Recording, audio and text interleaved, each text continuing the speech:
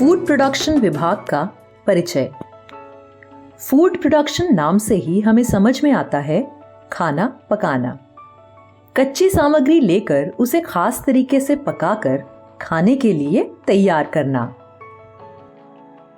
Food production hospitality industry का एक महत्वपूर्ण अंग है। अलग अलग विभागों की खाद्य संस्कृति जानना, खाना पकाने की अलग अलग पद्धति, किचन व्यवस्था, खाने की कीमत, इन सभी का समावेश फूड प्रोडक्शन में होता है। नुक्कड़ पर छोटा स्टॉल हो या फूड ट्रक, या फिर हो छोटा सा रेस्टोरेंट या आलीशान होटल, खाने के लिए इन सभी जगहों पर देर रात तक भीड़ होती है। भूख और खाने की पसंद की वजह से लोग कई बार बाहर खाना खाते हैं। काम या अन्य कारणों से बाहरी राज्य और देशों से भी सैलानियों का आना जाना रहता है। ऐसे समय में कुछ दिनों बाद घर के खाने की याद आती है। हम अपने प्रांत का बना बनाया खाना ढूंढना शुरू कर देते हैं और खाने की चाह में रेस्टोरेंट और फूड स्टॉल का सहारा लेते हैं।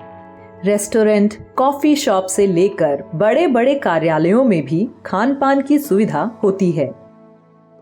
हमारे यहाँ घर घर में खाने की विविधता होती है। यही विविधता रेस्टोरेंट में भी पाई जाती है।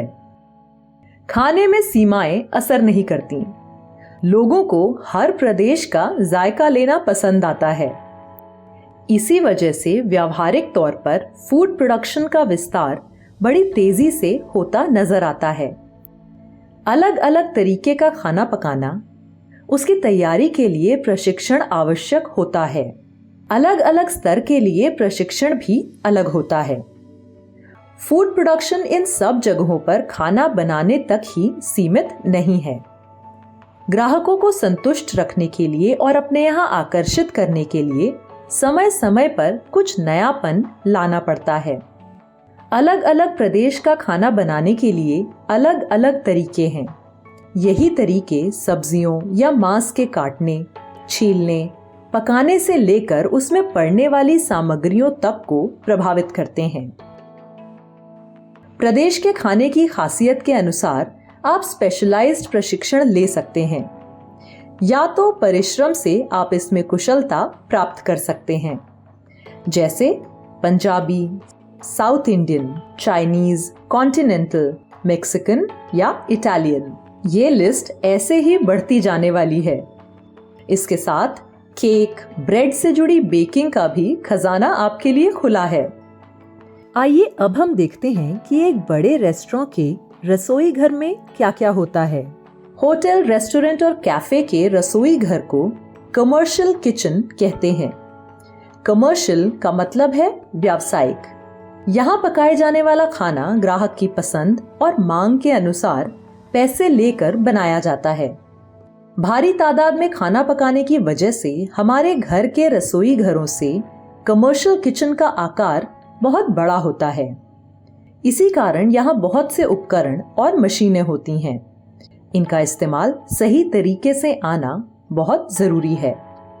खाना बनाने के लिए सामग्री इकट्ठा करना, उनकी सफाई करना, काटना, स्टोर करना, फ्रीजर का इस्तेमाल, शाकाहारी और मांसाहारी सामान अलग रखना, छीलना, पकाना, सफाई, कचरे का सही निस्तारण करना, यह विभाग कमर्शियल किचन में होते हैं। इसके आगे फूड प्रोडक्शन से संबंधित सबसे महत्वपूर्ण स्लाइसिंग, कटिंग और चॉपिंग, उबालना, broiling, fermenting, curing, frying, baking, steaming, mixing, grinding, ये सभी क्रियाविधि सफाई से आनी जरूरी है। खान पान का सीधा संबंध मनुष्य के पेट से है, इसलिए इसमें सावधानी भी बहुत आवश्यक है। खाने का ताजापन बरकरार रखने के लिए ख्याल रखना जरूरी होता है। खाने को प्यार से ही परोसना चाहिए। खाना कितना भी अच्छा बना हो, उसका प्रेजेंटेशन भी अच्छा होना जरूरी है। खान पान की सुविधा वाली जगह में ये सारी बातें ध्यान में रखकर सेवा देनी होती है। इसलिए प्रशिक्षण भी सभी तरह का लेना जरूरी है। किसी भी व्यावसायिक रसोई घर में एक प्रमुख बावर्ची यानी शेफ होता है और उसकी सहायता करने वाले लोग होते हैं। शेफ अपने साथ काम करने वाले स्टाफ को संगठित करता है और उन्हें काम करने के लिए प्रोत्साहित करता है। अपने काम में आगे बढ़ते बढ़ते आप फूड प्रोडक्शन संबंधित दूसरी जिम्मेदारी भी ले सकते हैं।